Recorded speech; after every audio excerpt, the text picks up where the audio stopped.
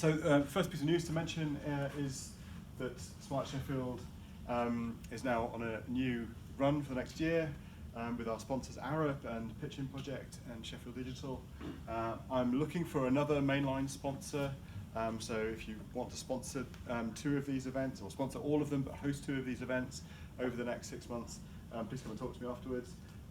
The URL has also changed slightly. It's now SmartSheffield.city. SmartSheffield.rock still exists, but it's a bit more serious now, SmartSheffield.city. Yes, sponsors, exclamation mark. Everybody needs sponsors. But also we're kind of tag teaming with IoT Sheffield, which is a new meetup series that the guys at IoTech are putting together with help of Kerry and the guys at Urban Flows and Pitching. Which will be hosted at Sheffield University, and so we'll kind of we'll do one each month. So Smart Sheffield is every 2 months, IoT Sheffield is every 2 months, and we'll interleave them, and we'll have a meeting of the Things Network before each one. So if you're interested in IoT in general, then come to that one or both, and we'll look at Smart Sheffield and see what the theme is, and come to those as well. But we're hoping, at least for the next year, that's going to work really well. As I've already mentioned, the air quality consultation has just finished. Big piece of news. It was clearly, they got a lot of people answering it. I've spoken to several taxi drivers recently who had absolutely no idea that it didn't include private vehicles. So I'm not quite sure that the message has really got across to the majority of the population about what is really being proposed here. I think a lot of people still think it's going to affect their private cars. Also, there is a consultation going on at the moment to do a streetlight dimming trial. I'll put links to this in the blog post that I write about this. But the council are looking at reducing street lighting intensity by about 10% at certain times in some areas of the city as a trial to see whether how much energy it saves and what the impact is on communities that live there. There's also a Sheffield City Region Future of Mobility review going on at the moment. I know there's a big workshop on Wednesday around this. It's a big area that the region is looking at, and I'm hoping that the results of this are going to be published and made available.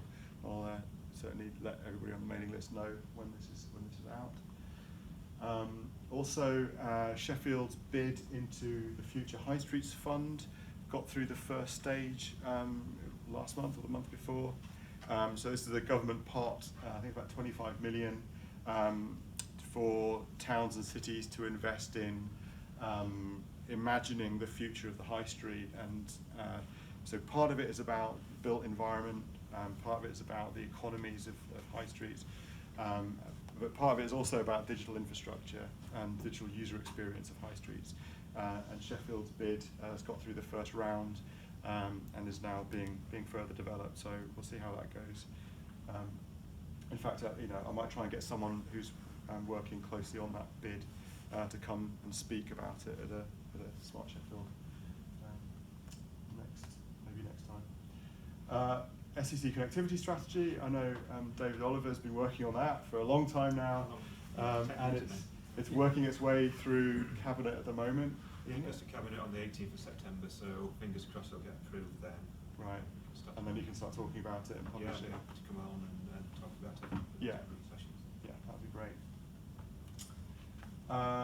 Well, I guess as part of that, OpenReach have added Sheffield to their list of fibre to the premises rollout.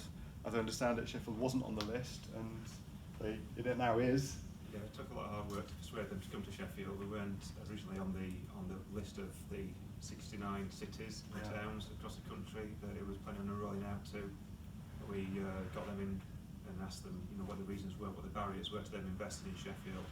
Had some good conversations with them and managed to remove those barriers, and now we're on the list and hoping to for them to roll out widely and quickly in Sheffield as a result. Brilliant, yeah. So that's going to make a big difference to the amount of fibre infrastructure there is, because we lost out, obviously, for various historical reasons. Yeah, we've got around 1.6% full fibre coverage. That's one of the worst coverage rates in the country, so we really needed to do something quickly. I'm quite pleased with OpenReach's announcement. Yeah, it's a big win. Another thing, so Sheffield Digital are about to publish the first quarterly briefing on the digital technology industry in Sheffield. The first edition has just gone to the printers. We're hoping it's going to be back this week. So I'll let people know about that as well. But essentially, it lays out the landscape of digital technology economy in Sheffield, and where the priorities lie and where Sheffield's got particular strengths. Also, I was going to mention this so people may be aware. I mentioned it at the last one, even though that was 6 months ago. But there was a campaign, It's Our City campaign, to force Sheffield City Council to reconsider how decisions are made and switch to a committee system from a sort of cabinet system, so involve more people in decision making. They needed to hit a target in order to get it properly debated. They reached that target, submitted all their petitions to the council last month. And I think it's interesting from a smart city perspective, because changing the governance model of a place should change the way that people interact with that governance model, and that interaction is increasingly digital. So what are the tools that would enable this kind of governance model to work properly? And you know, if Sheffield is considering changing its model of governance, how much debate is there about the tools that are going to support that change and support that new way of making decisions? And equally, what kinds of things would, you know, what kind of digital behaviours would be detrimental to that and how they can be mitigated? And I don't see that debate really happening as much as it should do, both in the campaign and in incumbent governance. So I think it's just something that I think is worth keeping an eye on. I'd also like to mention the Sheffield Things Network. We had a meeting of the Sheffield Things Network before this meetup started, which is now chaired and run by Steve Jubb. There are now 17 gateways in the kind of infrastructure in and around Sheffield. I think that probably includes Chesterfield. And there's 34 contributors at the Sheffield Things Network community. Sheffield Things Network is a low-cost, community-based IoT network, which anybody can create applications for.